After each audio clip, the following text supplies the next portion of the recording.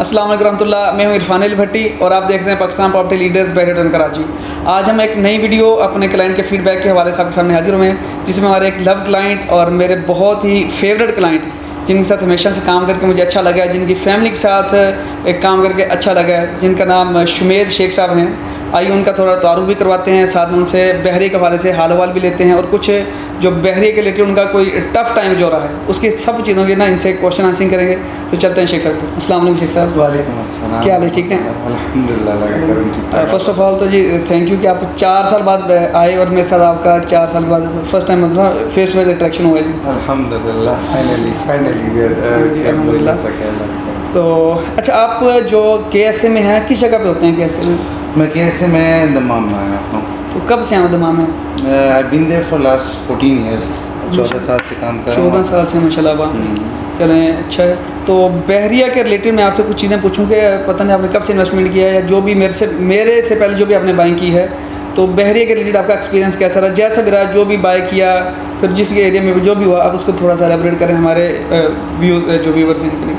बहरिया से रिलेटेड जो मेरे साथ सिचुएशन रही इरफान, फ्रॉम द बिगिनिंग मेरा हमेशा से ये रहा कि मैं इन्वेस्ट करूं बहरिया में जी। और अल्हम्दुलिल्लाह मैंने स्टार्टअप किया कि ये सोचते हुए कि मेरे लिए अच्छा होगा। तो मैंने सबसे पहले जो है वो बहरिया में बहरिया होम्स लिए 125 yards वाला, जो 23 का विला लिया। 23 का विला लिया और उसके साथ साथ फिर मैंने स्पोर्ट्स सिटी लॉन्च हुआ था, तो स्पोर्ट्स सिटी भी मैंने ले लिया था।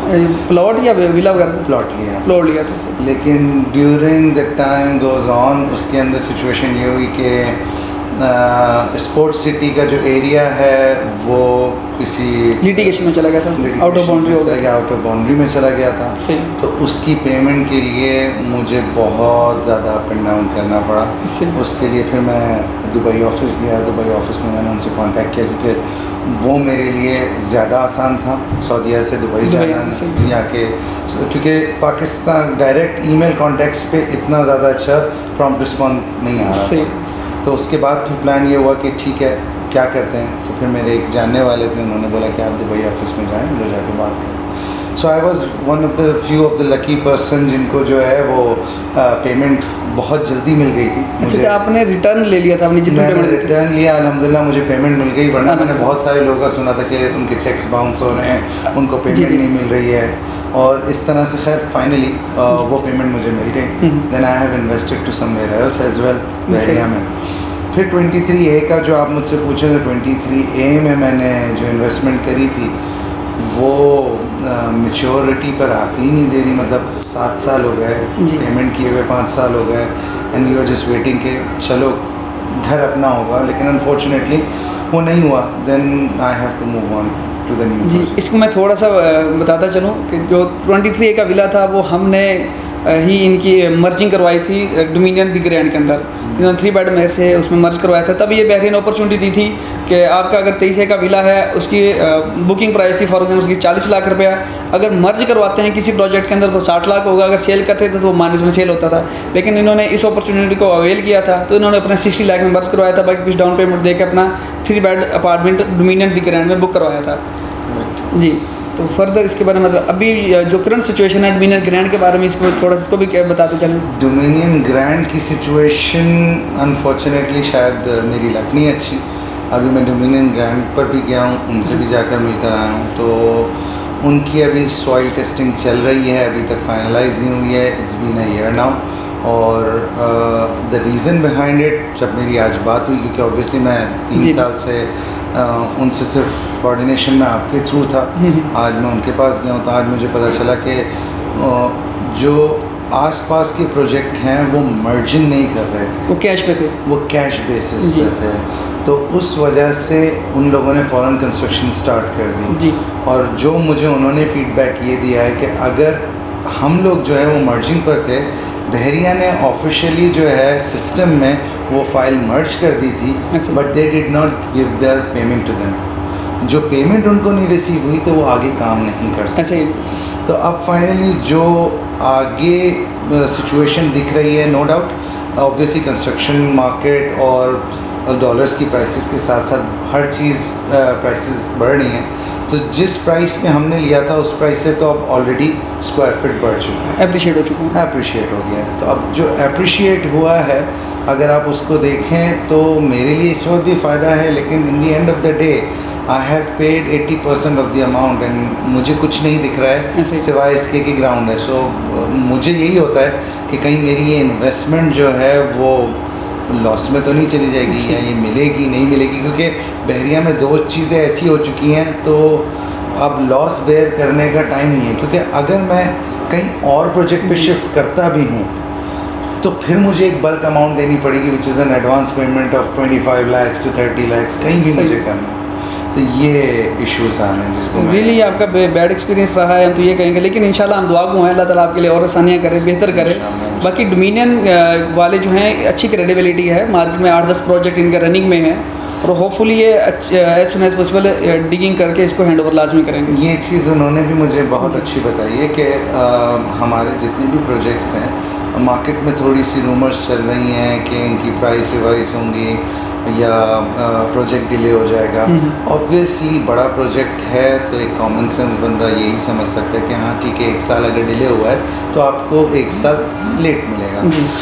तो उन्होंने जो टाइम फ्रेम दिया है वो 4 इयर्स का दिया है और मुझे जो लग रहा है इस वक्त कि अगर 4 इयर्स आप रखते हैं तो मेरे हिसाब से 5 साल के अंदर ये प्रोजेक्ट कंप्लीट होगा अगर इसमें कोई रुकावट नहीं है इंशाल्लाह ताला।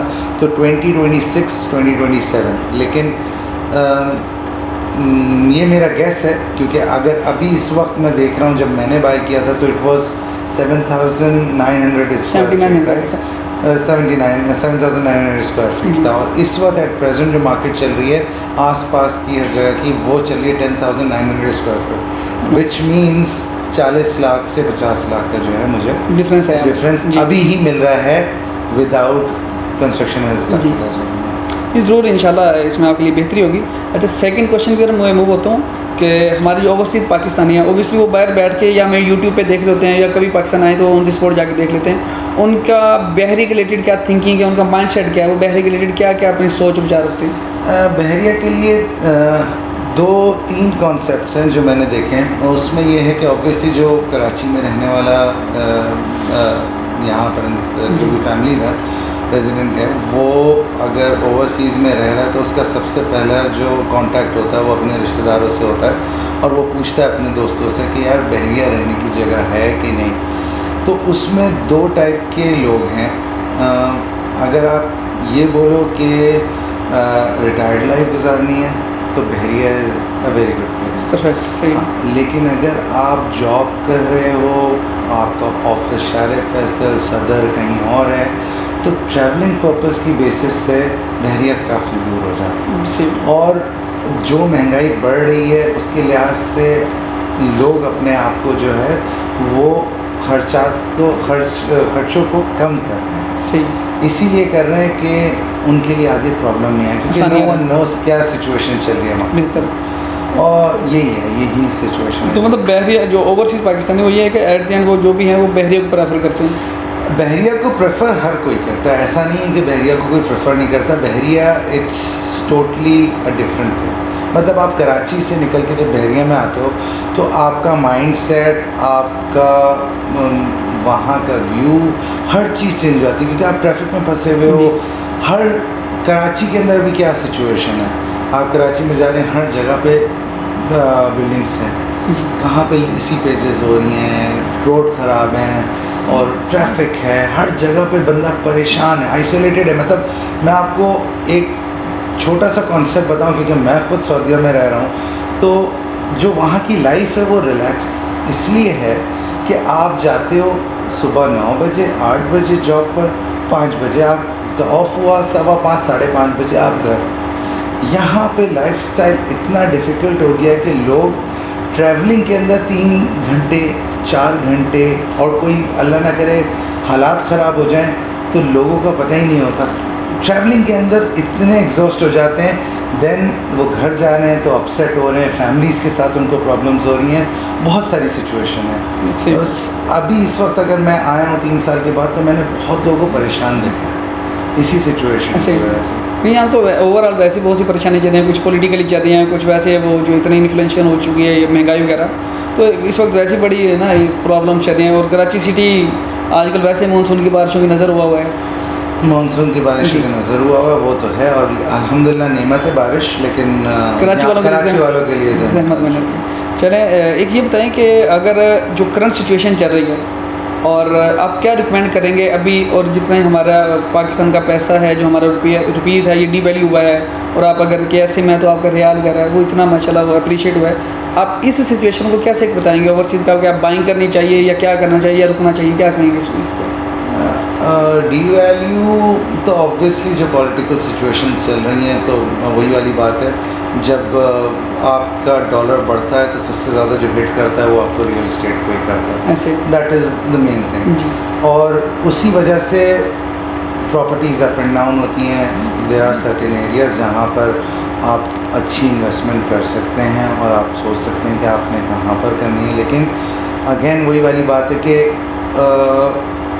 डिपेंड करता है कौन किस तरह की इन्वेस्टमेंट चाह रहा है, किस तरह का माहौल चाह रहा है। कुछ लोग अपने रिश्तेदारों के आसपास लेते हैं तो वो यहाँ पर नहीं आएंगे। जो लोग चाहते हैं कि नहीं थोड़ा सा आइसोलेटेड है, सुकून है, सारी इजीनेस अवेलेबल है, तो फिर वो यहाँ पर आएंगे। लेकिन नो डाउट हमारे लिए तो बहुत अच्छा, सऊदी में बैठे हुए तो मैं मतलब आपको ये बता रहा हूँ, मैं ईद से 3 दिन पहले आया था और उस वक्त 53 का रेट था, 53.40 रियाल कन्वर्जन रेट या रियाल, और विद इन 20 डेज़ और 15 डेज़ अभी जो है जी उसमें 63.90 पर है। मैंने कल 62.80 पे किया है, मीन्स 10 रियाल का फ़र्क, 10 रुपए का फ़र्क, विच इज़ ह्यूज। मतलब हमारे लिए तो बहुत अच्छा है, हम तो कन्वर्जन देखते हैं, क्योंकि हम तो ये देखते हैं कि यार ये चीज़ इतनी की मिल रही है तो बेहतरीन है। लेकिन in the end of the day बहुत अच्छा लोगों के लिए चांस है इस वक्त कि अगर उनके पास अमाउंट है दे कन्वर्ट और इन्वेस्टमेंट करें। सही। चलें, ये तो इनके रिलेटेड कुछ क्वेश्चन थे। अब क्वेश्चन करते हैं हम PPL के रिलेटेड, कि आपका या आपके मतलब आपकी थ्रू बहुत से आपने हमें अपने रिलेटिव्स को हमारी तरफ फॉरवर्ड किया, स्पेशली मेरी तरफ, तो उनका या आपका स्पेशली आपका क्या एक्सपीरियंस रहा मेरे साथ, या मेरे से पहले आप PPL को थोड़ा एलेबोरेट करें कि पाकिस्तान प्रॉपर्टी लीडर्स के साथ आपका कैसा एक्सपीरियंस रहा? Irfan, Pakistan property leader, personally आप मुझसे अगर सवाल करो तो I know Irfan, thank you. और पाकिस्तान प्रॉपर्टी लीडर मेरे पास बाद में है, ठीक है, लेकिन in the end of the day it all depends कि आप क्या गाइडलाइन देते हो, क्या सजेशन देते हो, कितना फेयर करते हो। बहुत सारे लोग ऐसे होते हैं जो आपको चीज़ ऐसी बेचते हैं जिसमें उनको पता है कि वो उसमें रिड्यूस कर सकते हैं, लेकिन वो कोशिश करते हैं सामने वाले क्लाइंट को जज करते हुए। क्योंकि मैं खुद सेल्स फील्ड में हूँ तो मैं भी यही करता हूँ। ऐसा नहीं है कि जहाँ मुझे लगता है कि हाँ ये इन्वेस्टर है और इसके पास हैं पैसे तो इसको ये प्रॉपर्टीज़ दिखाएं। लेकिन to be honest as a brother, मेरी 4 साल से तुम्हारे साथ अल्हम्दुलिल्लाह तो 4 साल हो गए हैं। मैंने बहुत बहरिया के लोगों को, बहुत सारे लोगों से डिस्कशंस किया है, लेकिन जो मुझे रिज़ल्ट और सजेशन तुम्हारी तरफ से मिला वो बहुत अच्छा मिला। उसमें कुछ ऐसे सजेशंस थे जहाँ पे मेरा दिल नहीं मानता था।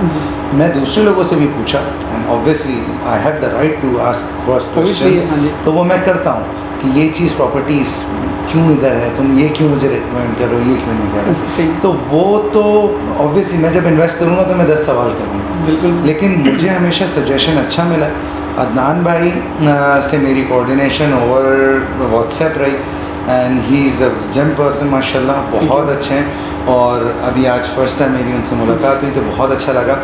और सबसे अच्छी बात ये कि आपके सजेशंस अगर दूसरे को फ़ायदा दे रहे हैं जी, दूसरे का घर बन रहा है, तो आपको अपनी एक कमीशन बेस पे फ़ायदा तो हो रहा है, लेकिन जो दुआ मिल रही है ना आपको, दैट इज़ अनदर, ये सबसे बेहतर चीज़, और वो आपकी रिस्क में बरकत देता है। और अल्लाह ताला आप लोगों के रिस्क में बरकत दे, क्योंकि अगर आप इस सोच के साथ जा रहे हैं कि आप किसी के लिए अच्छा करें, तो I believe that is the best. Thank you. एक चीज़ मैं और बताता चलूँ, शुमेद भाई के साथ 2018 में मेरे साथ इनसे बात हुई, तो मैं तब इनसे बातचीत हुई तो मैंने कुछ ना कुछ चीज़ें फॉरवर्ड करता रहता, ये चांस डील की आगे चांस डील, तो ये मुझे जब फ़ोन करते कहते हाँ भी चांस डील क्या हाल है, तो इस वाले दिन मुझे अक्सर इसी चांस डील के नाम से याद किया करते थे। और मैंने जो है वो सॉरी मैं आपको कट कर रहा हूँ, लेकिन मैंने तुम्हारा नाम भी अब मिस्टर चांस डील के ही नाम से सेव किया हुआ, क्योंकि हर दफ़ा यही होता है कि चांस डील चल रही है। चलिए जी, थैंक यू, बहुत बहुत शुक्रिया। थैंक यू, बहुत अच्छा लगता है। आज फर्स्ट टाइम मुलाकात हुई, Thank you. फ़ोन पे तो हम लोग बात किए थे, बहुत अच्छा लगा। तो अशमीत भाई बहुत बहुत शुक्रिया आपका टाइम देने के लिए। Thank you. तो ये एक छोटा सा फीडबैक था हमारे हमारी प्रॉपर्टी फील्ड में से कहा जाता है लव क्लाइंट का फीडबैक। Thank तो you. मेरे इनके साथ बहुत एक अच्छा ताल्लुक है और आज स्पेशली तकरीबन हम 4 साल बाद मिले हैं। तो होपफुली कोशिश करूँगा कि इनको जो भी मेरे साथ इनसे ताल्लुक रहे तो अल्लाह ताला इनको हर चीज़ में जो भी इन्होंने मेरे से प्रॉपर्टी में कहीं भी इन्वेस्टमेंट की है तो अल्लाह ताला इनको फ़ायदा दे। और देखते रहिए पाकिस्तान प्रॉपर्टी लीडर्स, अपना ख्याल रखिएगा, दुआ में याद रखिएगा। अल्लाह हाफिज़।